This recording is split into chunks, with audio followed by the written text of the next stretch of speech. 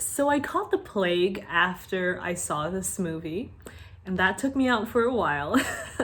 But I've still been thinking about it, and now we're finally ready to talk about the Batman. Hey everyone, welcome back to my channel. My name is Jessica, and over here we usually talk about pop culture, comics, movies, and really any other thing I like. And if you know me, you know I am a huge Batman fan. Batman is basically the thing that got me into comics around high school, and that was during the Nolanverse era, and I love those movies. But after I saw them, I started kind of digging more into the actual comics and reading a lot of these classic Batman stories. And so when I saw what Matt Reeves was going to do with this Batman a few years ago when they first announced it, I was like, I think he can do something really authentic to the comics. And one thing that he kept mentioning throughout production and even now is that he's referencing a younger, more inexperienced Bruce Wayne, kind of in the vein of Batman Year One. Year One is kind of one of the early foundational comics of Batman. If you're going to kind of do a deep dive, kind of like a Batman reading list, if you were given one, Year One would be one of those. And it has this beautiful like noir quality to it that I feel like Matt Reeves has definitely communicated. Robert Pattinson as Bruce Wayne is incredible. The second they announced that casting, I knew he was going to be a fantastic Bruce Wayne, just because of his general demeanor and his acting. And a lot of people gave him a lot of flack for his Twilight background, but when you think about it, their characters are pretty similar. Edward Cullen is like a Bruce Wayne who never had the emotional support from Alfred. And that's a pretty low bar. I'm not saying that Alfred is a low bar, but of course he lost his parents already. Edward Cullen is like if you take that idea of someone who was lost in their youth and abandoned to the streets to the very extreme. But all jokes aside, I think Robert Pattinson brings this incredible sort of like somberness to Bruce Wayne. And I say somber in a very gothic sense. I think there's a difference between just being sad and broody and somber. There's like that classical, I think Robert Pattinson has like a very classical sense of beauty just by the looks of his face. And if you put him against a gothic background, like he fits into that background. We needed someone who looked like they were born in Gotham. They were like a product of Gotham. And the way Bruce Wayne has been described sometimes is as like Gotham's Dark Prince. And I feel like that captures Robert Pattinson's aura very well. Zoe Kravitz was incredible as Catwoman. I don't think this film would have worked without her, just because there was such an incredible like back and forth tension between the two of them. The whole cat and mouse chase, well, cat and bat chase. One of my favorite scenes is during the break-in into the crime scene when the two of them had their first fight, and they had to kind of hide from the police officer who came in. And that just had such a great level of like physicality and tension, and you could see the differences in their fighting styles. I love when filmmakers like put in the effort to really have these details about these characters where you can see like the way Selena moves. She's like fast and she's light on her feet, and she doesn't pull punches, but obviously she doesn't have like that weight of of her body and the armor behind her, but she's very like precise when she's like trying to hit him in certain places. Whereas like Rob's Batman, he isn't as kind of weighed down by the armor as Batfleck, for example, but he does still move very deliberately. I know the way Matt Reeves has described him was like a Batman who, doesn't really pull his punches, and we saw that in the beginning at the opening scene when he was like beating up a few criminals. But no, it was just so cool, and I like this. I love seeing how they kind of wrestle with their characters, because I think if you do Selena Kyle right in a Batman film, no matter, what film it is, animated, live action, if you make her character as she should be, which is this very independent, morally ambiguous person with a good heart, but you still can't trust her to do things. And I felt that in this film. She looks after her own, she looks after people who she believes can't fight for themselves, and she will always put that above everything else, but she is vulnerable sometimes in ways where you do feel for her. And I felt that they really explored the topics, especially like of privilege and the gap between her and Bruce and him and like the rest of Gotham, basically.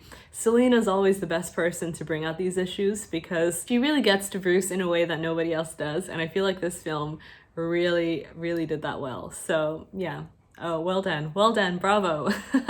And I feel like what could be useful is if we pull up a couple of definitions on film noir. We're doing some research today, ladies. So film noir, this is according to Britannica online. I have two sources up, so let's read this one first. Film noir style of filmmaking characterized by such elements as cynical heroes, stark lighting effects, frequent use of flashbacks, intricate plots, and an underlying existentialist philosophy. The genre is prevalent mostly in American crime dramas of the post-World War II era. So, that makes sense. I can imagine post-war there was a lot of disillusionment with the system. All right, so the second source I found said a very similar thing, and it was like someone's random term paper, so I won't cite that. But I think what I've gathered so far is that all of these themes are kind of prevalent in the way Matt Reeves sets up Gotham, especially with all the corruption. So I think the focus on Gotham's like underground crime rings, well, they're not very underground when they're in Gotham, they're just overground. With the Penguin, with Falcone, I thought they were done so well. And that's actually one of my favorite aspects of like, especially older Batman stories that kind of deal with the actual city, because I have such an obsession, like a fascination with cities and the way they work. I'm actually doing a video about kind of like urban decay themes. I won't give away too much because it's definitely nowhere near done, but that will be happening sometime soon. And so I have been thinking about this subject a lot, and you can kind of see how everyone's connected in this way, even like Bruce Wayne, as sheltered as he is in his tower of privilege and money, he is still very much entrenched in all the city's crimes. And of course his father, as the Riddler accused him of, was guilty of a lot of sins in the city. I get really annoyed when people go on Twitter and be like, why doesn't Bruce Wayne just donate his billions to philanthropy? Why doesn't Bruce Wayne just fund the city and solve all its problems? Number one, this is a comic book story. There would be no story if that happened. And number two, I think the very point of Batman stories and the point of Bruce Wayne as a character is when the whole system's broken, there's no way of just pumping money in to fix it. That is the point, because Thomas and Martha Wayne, for all their money, for all their influence, for all their good deeds, they were as philanthropic. I can't say the word philanthropy. They were as charitable as people can be.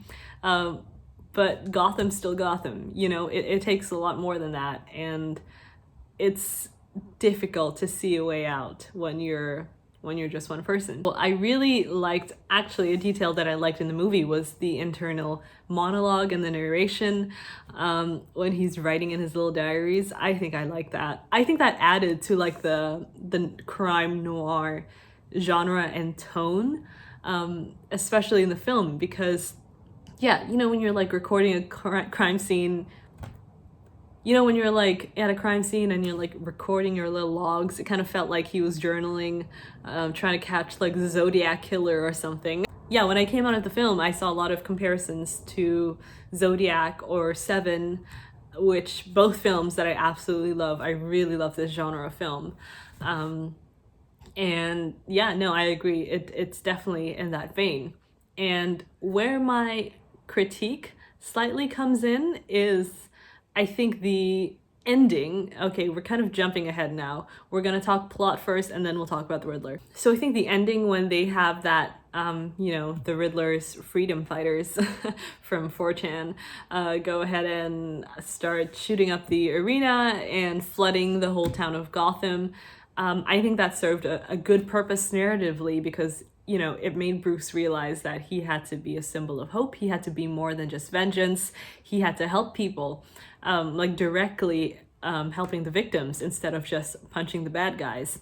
So that was like a beautiful moment when he was diving down into the waters, leading people out with a little flare.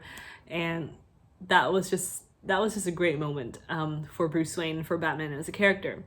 But I think the actual whole, like, haha, we're gonna blow up the stadium, we're gonna flood the waters, and these random, like, Riddler the Riddler army pops out of nowhere. I feel like that, from the Riddler being like a lone serial killer, which is a whole thing of its own, which is when I really enjoyed the film. I really like the detective aspects of it. And then when it kind of got to the finale and this big thing happened, I feel like the big thing kind of happened because big things happen in all superhero films. So maybe this isn't even like a critique because it had to be like that. This is just like, I would have been happy with just more detective stuff and maybe like more lower level crime stuff. I really don't know I can't really think of what could have been more effective in that way. Rather than having like a big set piece, or because it kind of reminded me of, like, when Bane bombs the Gotham stadium, or when he takes over the bank. There's always like a big monument finale, and I don't know what I would have replaced it with. But for me, when we got to that point, I was just like, oh, okay, this is just like another Batman film, basically. And I think because the Riddler's army, the Riddler goons, I keep on calling them different things every time, they weren't really there for long, and they didn't really have that much of an impact. And I get it thematically, narratively. The Riddler and Batman's previous thing of like, I am vengeance, inspires the wrong kind of crowd. I feel like that maybe could have been a little more like spread out throughout, but that's just like a minor thing.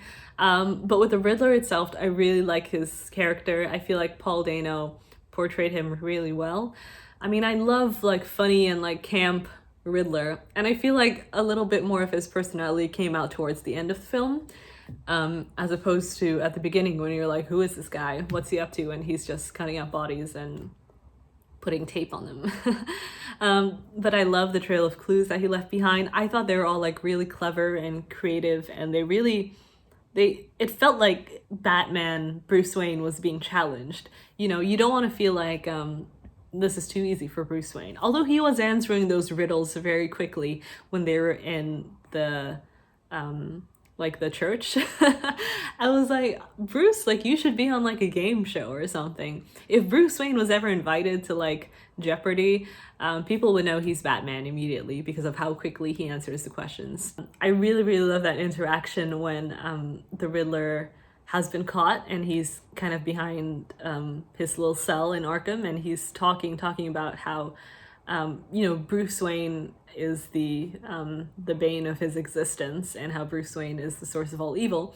And at that point, I really thought that he'd clocked that Batman is Bruce Wayne because of the way he was saying it, and just the way you could see Batman's expression looking at him when he's telling his whole tale of like the orphanage and the regeneration project, which went nowhere, and a lot of corruption money just got funneled through the orphanage and left the kids hanging and out to dry.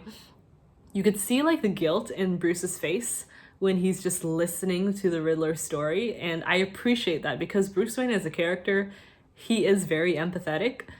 I think this gets understated because of how little he talks generally, and how he is portrayed as like this big scary dark knight who punches things with his fists. which he does. But he has a soft spot for children, obviously.